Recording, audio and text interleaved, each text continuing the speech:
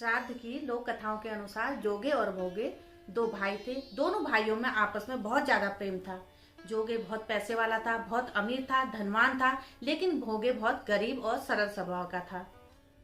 जोगे की पत्नी बहुत घमंडी और धन का अभिमान करने वाली थी, लेकिन भोगे की पत्नी बहुत सरल स्वभाव की थी।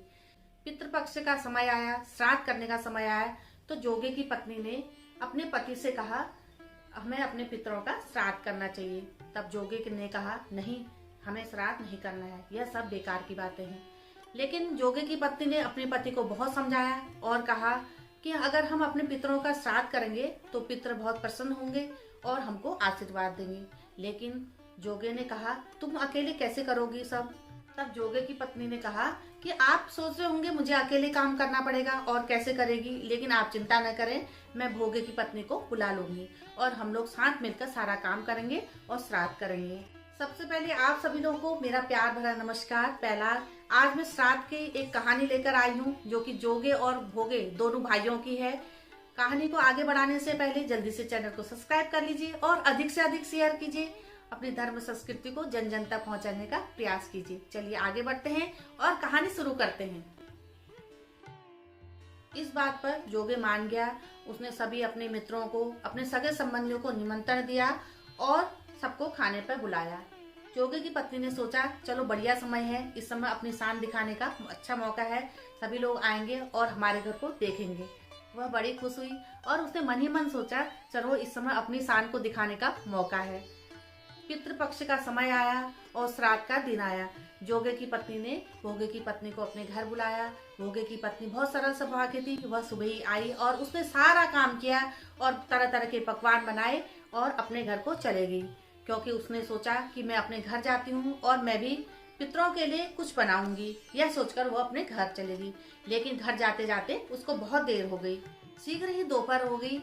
जब भोगे की पत्नी घर गई तो उसने देखा घर में कुछ नहीं है। गरीबी के कारण न आटा है, न चावल है, न दाल है, सब्जी है, कुछ भी नहीं है। तो इसलिए वो कुछ नहीं बनाई और दुखी होकर बैठ गई। जब पितर लोग जमीन पर उतरे, सबसे पहले वो भोगे के घर गए। उन्होंने देखा कि वहाँ तरह तरह का खाना बना है, लेकिन श्राद्ध नहीं हो रहा और न ही किसी पंडित को बुलाया है और सभी लोग दावत उड़ा रहे हैं, सभी लोग मौज कर रहे हैं। तो वो लोग बड़े दुखी होकर भूखे ही चले गए। उसके बाद वो भोगे के घर गए। उन्होंने भोगे के घर में देखा कि वहाँ कोई चीज भी खाना नहीं है, बिल्कुल चूल्हा ठंडा पड़ा हुआ है, केवल राख ही राख है और कुछ नहीं है।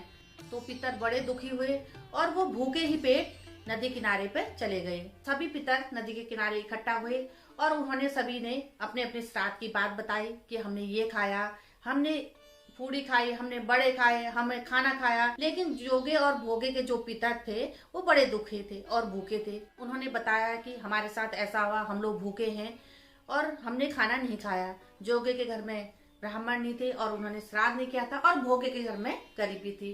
यह सब बता के सभी पितर एक साथ स्वर्गलोक को चले गए। जोगे और भोगे के पितरों ने सोचा अगर हमारा भोगे भी अमीर होता, पैसे वाला होता, तो वह श्राद्ध करता और हम लोगों को भूखा नहीं रहना पड़ता। यह सोचकर उन्होंने भोगे को आशीर्वाद दिया और जोर जोर से गाने लगे और नाचने लगे। भोगे के घर में धन हो जाए, भोगे के घर में धन हो जाए, इस प्रकार कहकर वो जोर जोर से नाचने लगे। इस तरह शाम हो गई और शाम को जब भोगे के बच्चों ने अपनी माँ से खाना मांगा कि माँ हमें खाना दे दो, हमें भूख लगी है, तो भोगे की पत्नी ने कहा खाना तो घर में है नहीं, जाओ घड़े में पानी है, उस पानी को पी लो।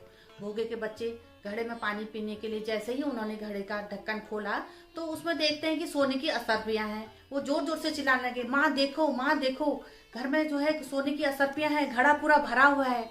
तब भोगे की पत्नी दौड़ दौड़ के वहां जाती है, देखती है कि पूरा घड़ा सोने की असरपियों से भरा है। वो बड़ी खुश होती है और भोगे को बताती है। भोगा आता है दौड़ दौड़ के। इस तरह भोगे जोगे की ही तरह अमीर हो जाता है। अगला साल आया और पितृपक्ष आया, श्राद्ध का दिन आया। भोगे की पत्नी ने 56 प्रकार के पकवान बनाए, ब्राह्मणों को भोग कराया और उनको दक्षिणा दी और खुशी खुशी विदा किया और अपने बंधु बांधवों को बुलाया और उनको श्राद्ध में तरह तरह का भोजन कराया। इस तरह उन्होंने आशीर्वाद लेकर सबको विदा किया। पितृ भी आए और उन्होंने भी भोजन किया और भोगे को और जोगे को दोनों अपने बच्चों को आशीर्वाद देकर स्वर्गलोक को चले गए। हमें इस कहानी से ये सीख मिलती है कि अगर हम अपने पितरों का श्रद्धा से श्राद्ध करेंगे और उनको याद करेंगे, अगर श्राद्ध तर्पण करेंगे, तो वो हमें आशीर्वाद देंगे। और श्राद्ध को श्रद्धा से ही करना चाहिए। श्राद्ध का मतलब होता है श्रद्धा। अब मैं अपना वीडियो यहीं पर समाप्त कर रही हूँ। अगली वीडियो में नई जानकारी के साथ आऊंगी।